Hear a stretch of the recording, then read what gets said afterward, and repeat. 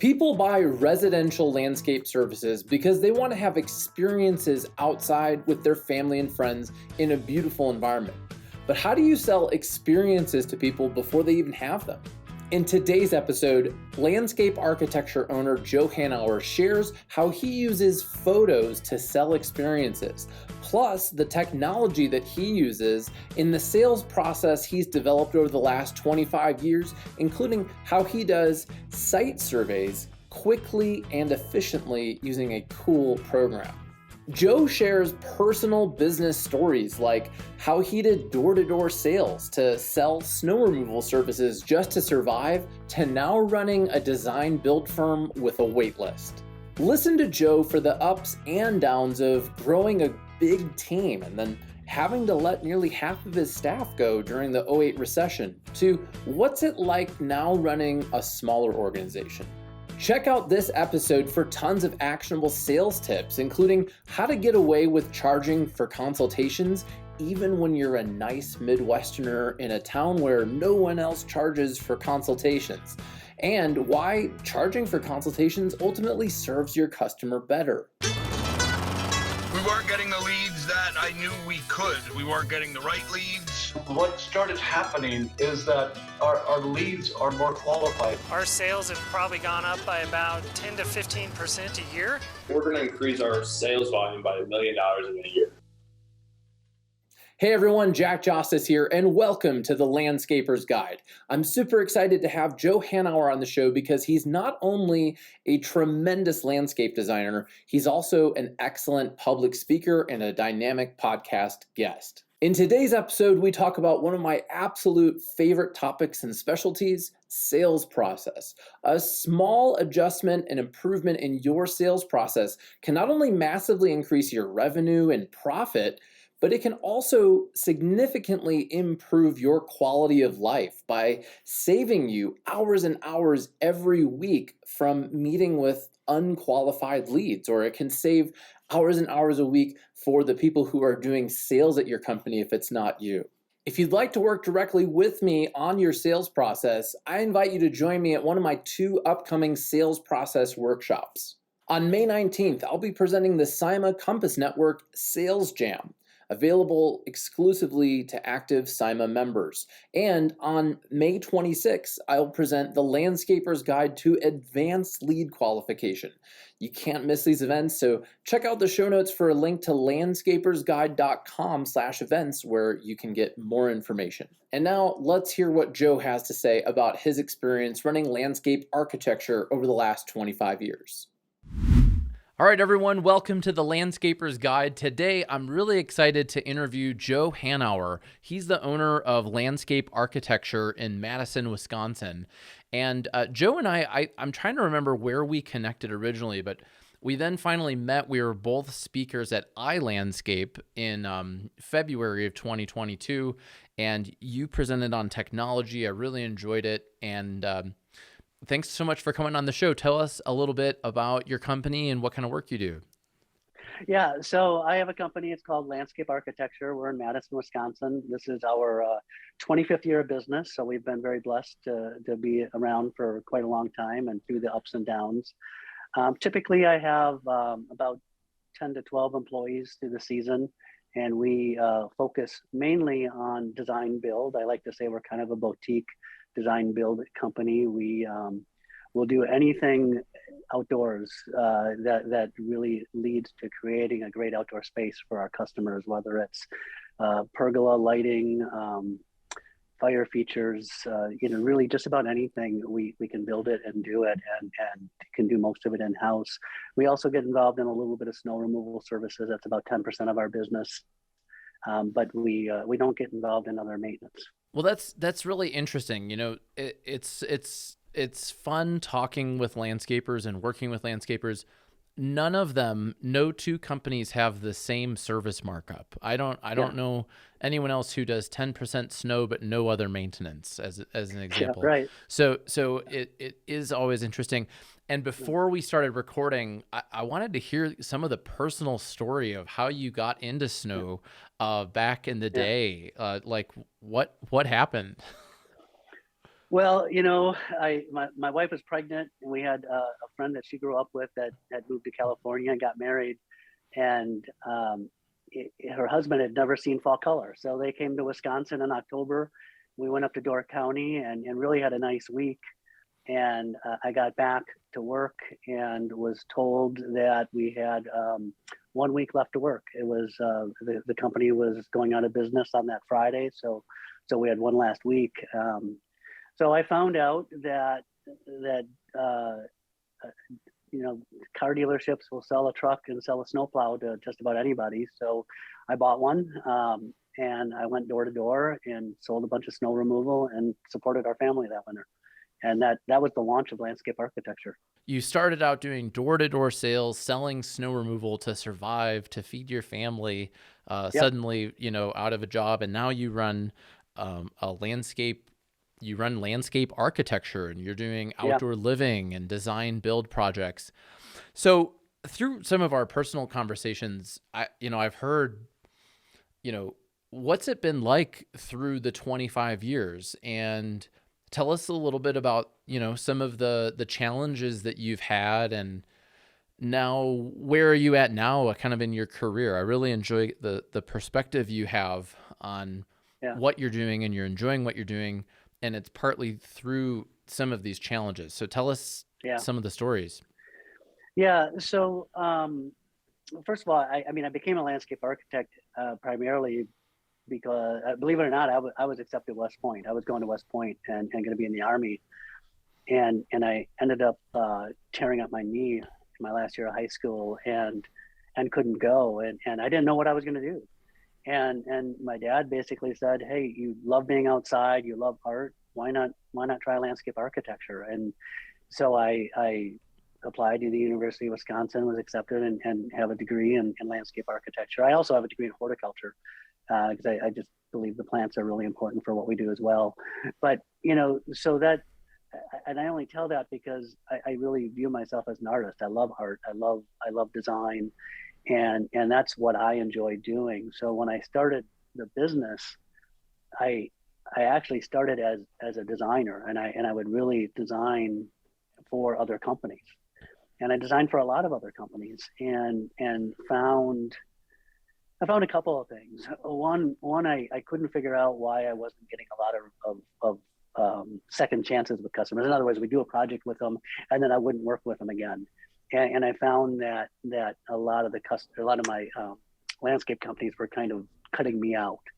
I also found that I was getting very suspicious quality in the work, and was basically told a couple times, just don't even worry about it. This is what we're doing, and it really bothered me. I just couldn't handle that because that's just not the way I was brought up. And I was selling something, and companies weren't really putting in what I was selling, and you cover it up with bark or a little bit of mulch, and nobody knows.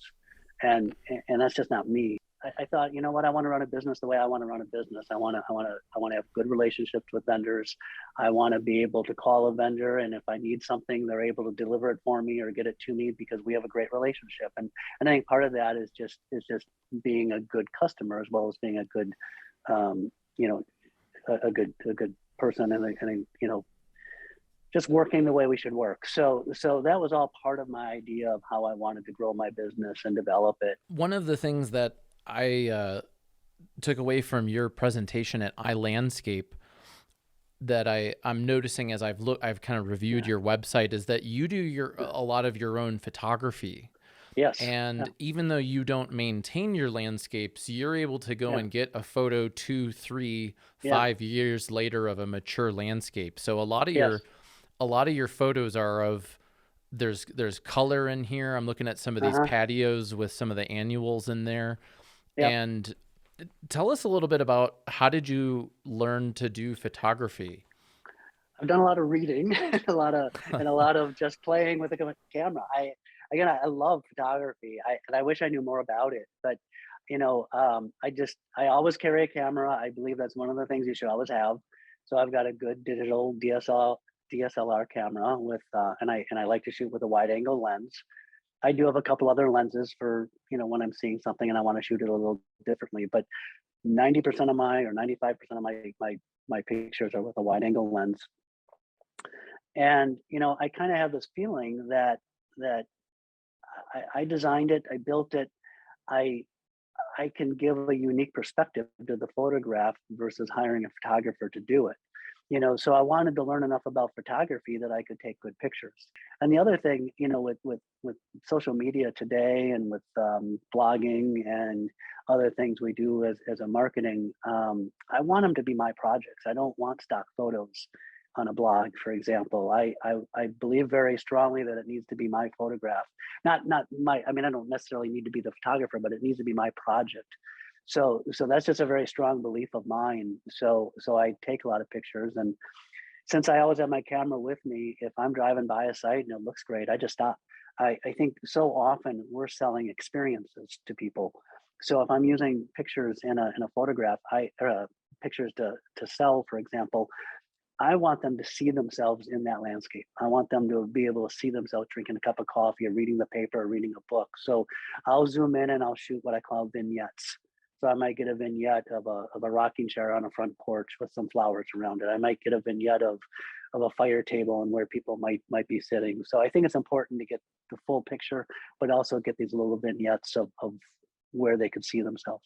I love that you mentioned vignettes in as far as photos of telling a story of where somebody's going to use the space and how they're going to use it. I'm curious, in your sales and ultimately in your design process, how do you work through with clients about how they're going to use the space?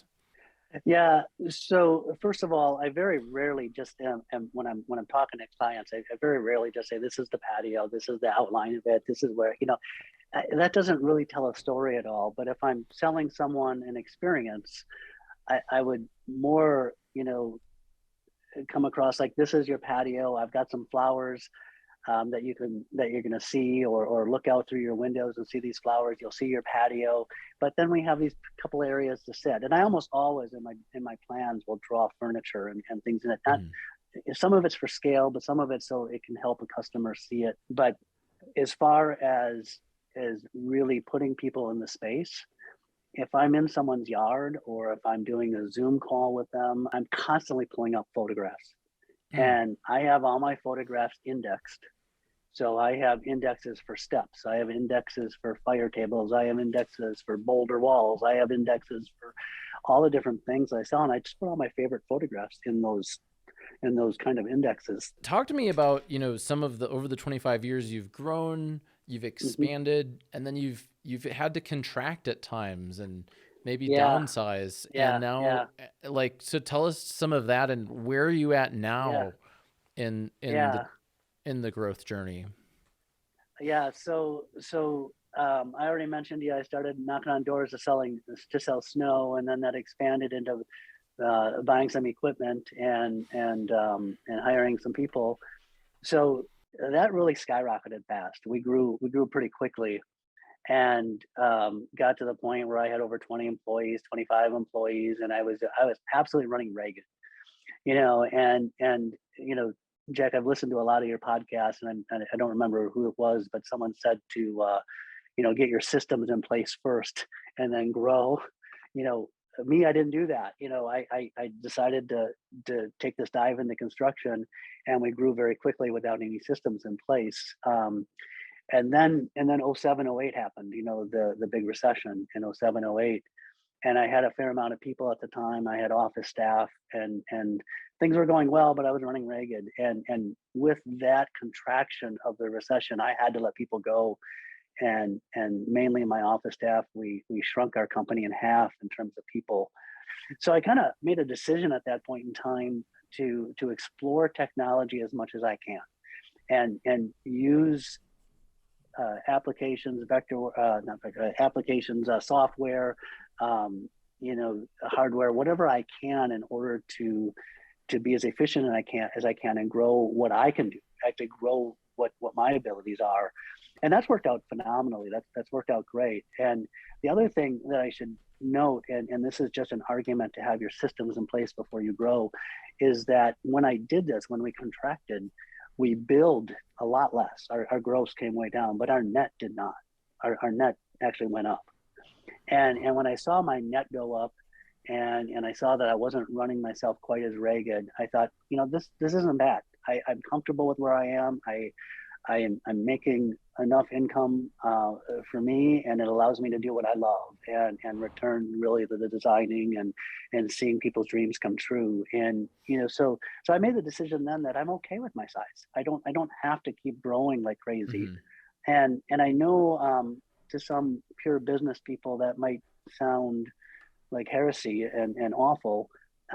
But it's been fine for us, and we have grown. I mean, we have grown and we've expanded. I mentioned the furniture and other things, so we've explored other areas and other markets, and we have grown.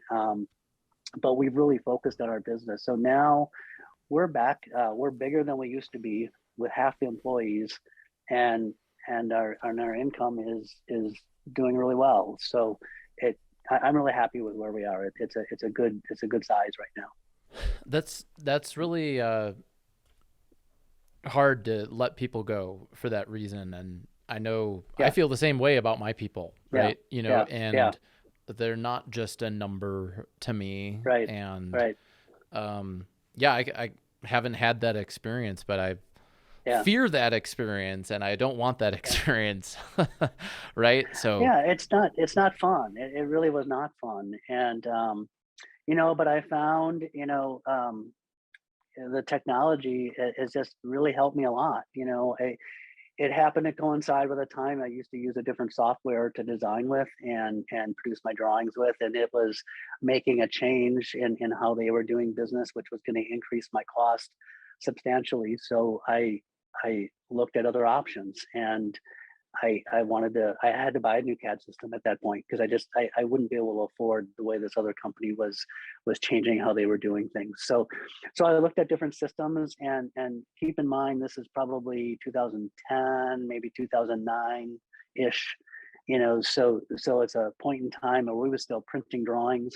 We were still taking colored pencils and magic markers and coloring over the top of them to make plans look pretty when we're selling them.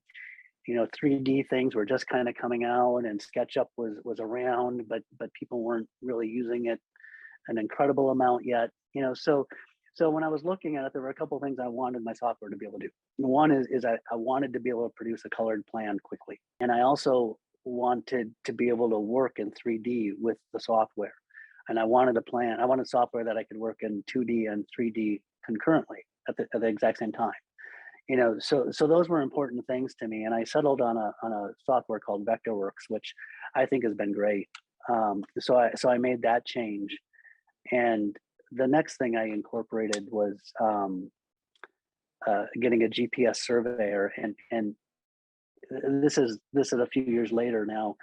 I just have always looked at things that take me a long time. If something really takes me a tremendous amount of time and I spend a lot of time on it, there's got to be a faster way. There just has to be. So, when I'm measuring a property, if I've got to get grades on there, you're kind of creating a grid work in a yard, and it takes you hours to measure a yard when you're doing that and trying to get it accurate.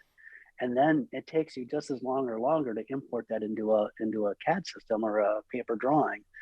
So what I found is that GPS, I could buy a surveyor with it's a GPS unit. It takes a latitude, longitude, and height above sea level when I measure a site. So if I'm going along a patio or a plant bed or a driveway or whatever, I can label it. So I can just call it driveway, go along the edge of it, and it will give me X, Y, and Z, or latitude, longitude, and a height above sea level. I can then import that directly into my CAD system, and it comes out looking kind of like a connect the dots. But I also can, within minutes, create a 3D image of that, or a model of someone's yard. And this is amazing to me in that it saves me, what used to take me 20 hours, now I do in about 2. That's a tremendous time savings, tremendous. But on the other hand, you got to look at the accuracy of it. I mean, I can't tell you in the old days how many times I would pull tape measures out, think I have everything perfect. I was really accurate. I was really careful. I design my patio, and my guys go out and lay it out and install it. And then I get that magic phone call that says, Joe, there's an oak tree in the middle of this patio. And somewhere along the line, I either made the mistake measuring, or I made the mistake transposing it onto a CAD system. Right. But somewhere along the line, I made a mistake. I don't make those mistakes anymore. They're not there. So you're using Vectorworks for your designs. You're using the GPS surveyor. What other technology is now part of your stack that you just couldn't live without? I use an iPad tremendously. I use my iPad probably just as much as my computer. So I have an iPad Pro and I have a pencil that goes along with that. And it allows me I basically have everything I used to carry. Think about the days of carrying books with pictures in it of different plants and photo albums and all these different things that we used to carry to job meetings. Now it's all contained in one little iPad. On my iPad, I have iBooks, which I can download all the catalogs I use. I have lighting catalogs, I have paver catalogs, I have fire pit and the furniture catalogs are all in there. So that's really easy. I've got all my photographs. I'm Mac based, so everything is Mac based for me. And when you're on a Mac, you sign in with one single Apple ID and everything links together. But I'm always using those photos, again, not just to show people so that they see what's available and what they can do, but it's also qualifying myself, and it creates a very high sales level. It gets to the point where people don't call other people. Of course, I also charge design fees and I also charge consultation fees. So I don't. Well, let's really talk about that. Yeah. So Yeah. you at one point you had like over 20 people. You've cut down to about half of that. You increase your technology significantly. Yeah. You personally answer the phone. You sometimes have a year wait list.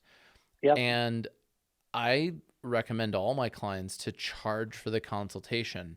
And the ones that are doing it are just like, they'll never go back, right? It just works so well, but there's a lot of fear around doing it. Oh, my customers won't do that. Oh, people in Wisconsin won't do that. I'm sure but they do. And they do it in Texas and they do it in Virginia. I have clients all over the place. Tell us a little bit about charging for the consultation and how do you get away with that, right? Yeah. Yeah. And I went through everything you just said. It was very difficult for me to do. I was convinced it wasn't going to work in our market. And I just didn't think it would. But honestly, it got to the point where I was getting so many leads and so many phone calls. Mm-hmm. I was not able to respond to everybody. So I was doing a disservice to my customers. I would go out, I'd meet with them, and then I literally couldn't get back to them. And I don't want to be that person, right? Yeah. So what I decided to do, and at the same time, I spent a tremendous amount of time on a project once. And this was the straw that broke the camel's back. I was working on a project. The customer actually shared another company's drawings with me.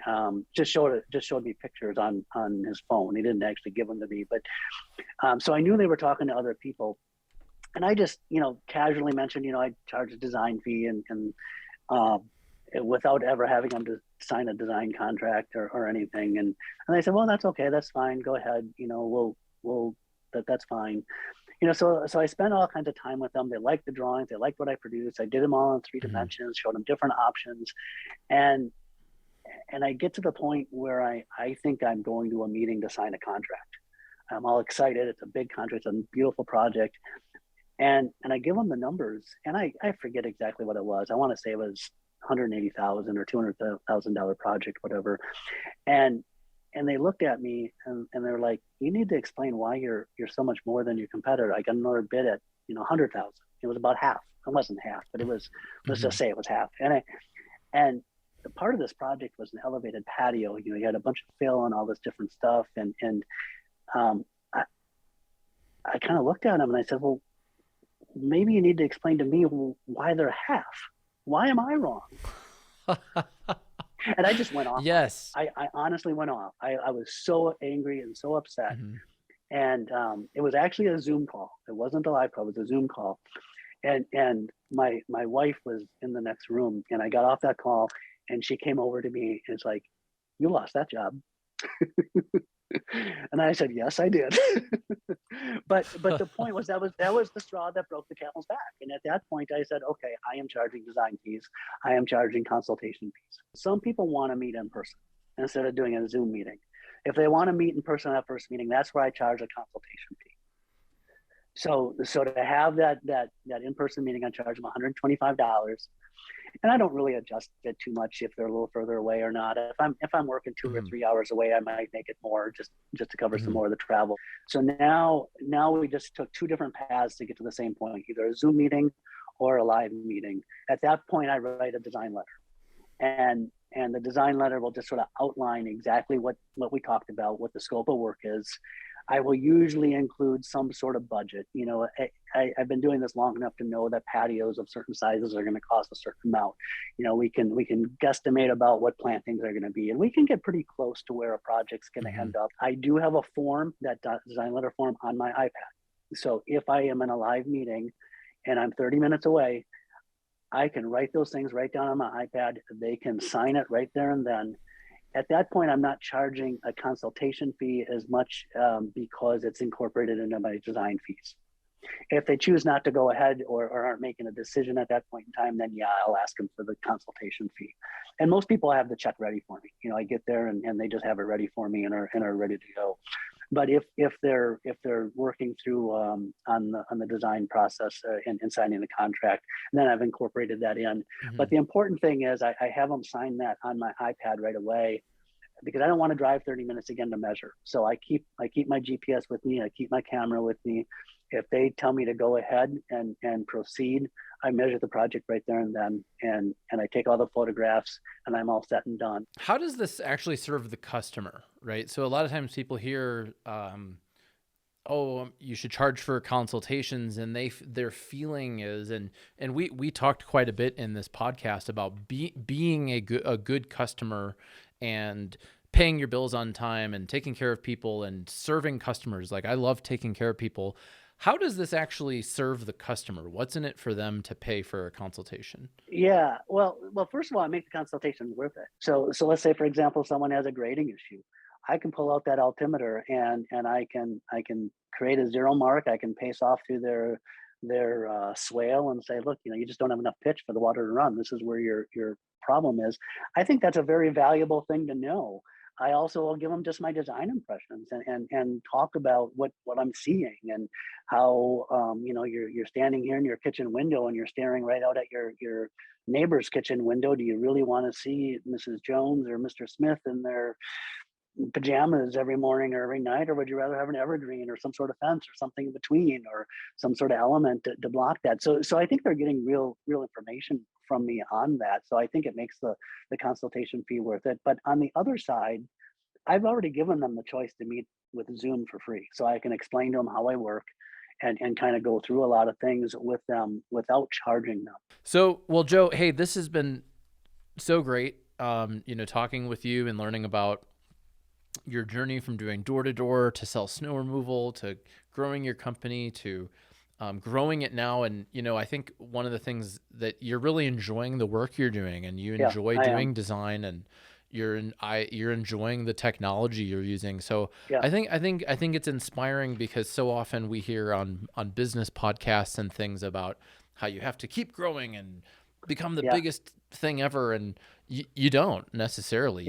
You can grow a great company and have a great size. And one of the things I love that you said was that your gross revenue went down, but your profit actually went up, and you're happier. So, congrats, right? That's a pretty cool. Yeah. Well, thanks. That's an accomplishment, I think.